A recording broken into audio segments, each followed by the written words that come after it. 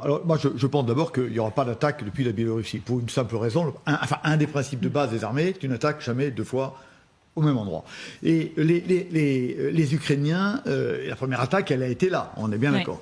Les Ukrainiens ont été surpris, c'était très étonnant, mais enfin, ils ont été surpris par l'attaque du 24 février. Il n'y avait pas une mine anti-char sur l'axe Kiev-Moscou, alors qu'ils s'attendaient d'ailleurs, c'est ça qui est très surprenant. Donc ils sont surpris. Mais maintenant, si les Russes attaquent par le nord, ils ne sont pas surpris du tout.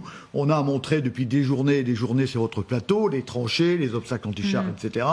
Bon, et donc là, le seul terrain qui soit véritablement anti-chars, c'est celui où il y a des armes anti-chars, d'accord? Donc s'il y a un axe par lequel il ne faut pas attaquer, on trouve là des marais et des armes anti-chars. Donc il est clair que les Russes ne le feront pas. Maintenant que ça puisse servir de base, effectivement, pour aller bombarder dans la profondeur, c'est possible. Mais regardez quand même la distance entre la frontière et Kiev, c'est pas énorme, c'est une centaine de kilomètres, je crois. 85, je crois. 85 kilomètres, c'est pas énorme, mais ça dépasse de très très très loin la portée des canons.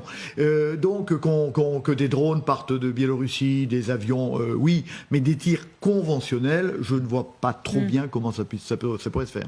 Didier François. Oui, non, mais je suis totalement d'accord avec le général Desportes, c'est compliqué.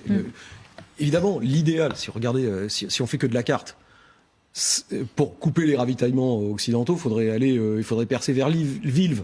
Ouais. Mais d'abord, bonjour. C'est une hypothèse qui a été évoquée la semaine dernière par évidemment que ça soit mais c'est une hypothèse sur laquelle tout le monde est obligé de travailler en termes de planification. Mais après, en termes de capacité à réaliser, d'abord, encore une fois, on est sur les axes de pénétration à cause des marées. Il y en a pas tant que ça. Donc ils sont évidemment, comme on dit, valorisés. Ça a été pris en compte, cette affaire-là. On a vu jusqu'à présent une incapacité totale des Russes à cibler justement de manière dynamique avec un renseignement à fin action efficace et actionnable pour empêcher les livraisons occidentales. C'est quand même un effet majeur à obtenir. C'est un des points de gravité. C'est pas si surprenant que ça. C'est pas si simple que ça. Nous, on sait le faire, mais on a progressé en ciblage sur les 15 dernières années. Ils peuvent même pas imaginer, grâce au contre-terrorisme en partie. Mais la capacité de ciblage dynamique, avec une boucle courte d'un renseignement agrégé, il n'y a pas beaucoup de monde qui savent le faire. Et nous, on l'a fait en partie grâce à la capacité qu'on a acquise avec nos forces spéciales et nos CPCO, enfin notre capacité de contrôle et de commandement, notre C3, mais C4 même.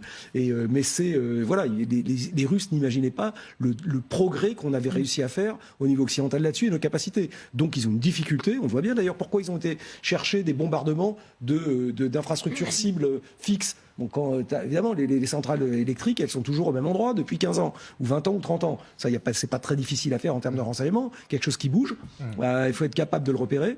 Et donc il faut avoir ce qu'on appelle le pattern of life. Une fois qu'on a le pattern of life, il faut le fixe. Le fixe, ça veut dire qu'il faut être capable de dire quelle munition on va utiliser à tel endroit au moment où on donne le verre. Et tout ça, ensuite, voilà, c'est une boucle qui est compliquée et qui demande une intégration des moyens et une capacité de commandement que les Russes n'ont pas. Voilà. Et il serait bon aussi qu'ils aient une bonne carte. Or, on sait que leurs cartes, c'est les cartes du temps de l'époque soviétique. Par ça. Et donc, ils ont même des infrastructures. Alors, parfois, les cartes disposent les Russes. Ce sont des cartes de l'époque soviétique. Bah oui. C'est compliqué. Alors c'est compliqué. Donc parfois, effectivement, ils frappent des infrastructures qui n'y sont plus, ou ils veulent frapper n'importe où et ils frappent des infrastructures. Ils creusent des tranchées à Tchernobyl parce que la carte, elle était avant qu'il y ait eu Ah bah oui, on se souvient effectivement de cette ligne et de ces soldats qui avaient été contaminés. Et pour insister sur le point, sur votre point, un des problèmes de l'armée russe, c'est la boucle décisionnelle qui est extrêmement lente. C'est pour ça qu'ils ont complètement raté leur affaire du 24 février. Ils se sont plantés à Gostomel, j'ai oublié, Gostomel, et ils continuent à avancer parce que juste ça ne revient pas derrière. Donc c'est vrai en manœuvre et c'est vrai en tir. Donc, ils ne savent pas faire, en fait. Alors, Didier, de façon anecdotique, parce qu'on parlait de ces fameux marécages du Prépia qui sont entre la Biélorussie et l'Ukraine et qui donnent une offensive russe qui serait compliquée à faire. Il y a un travail des castors aussi. C'est ça. Et vous allez nous commenter cette vidéo, nous commenter ensemble cette vidéo. C'est une petite virgule, c'est un petit sourire. Hein. Mais c'est vrai qu'il y a un truc étonnant qui s'est développé. Alors voilà, là ce sont les Ukrainiens ils avaient commencé justement la semaine dernière, ils ont fait des manœuvres parce que, évidemment, une des conséquences de l'agitation russe, c'est quand même que les Ukrainiens sont obligés de garder des forces là-bas, ils sont fixés. Donc ils ont essayé de miner partout. Le problème, c'est que depuis le début de la guerre, là, ça fait 12 mois que ça traîne, il n'y a plus personne qui se balade dans la zone de forêt frontalière marée.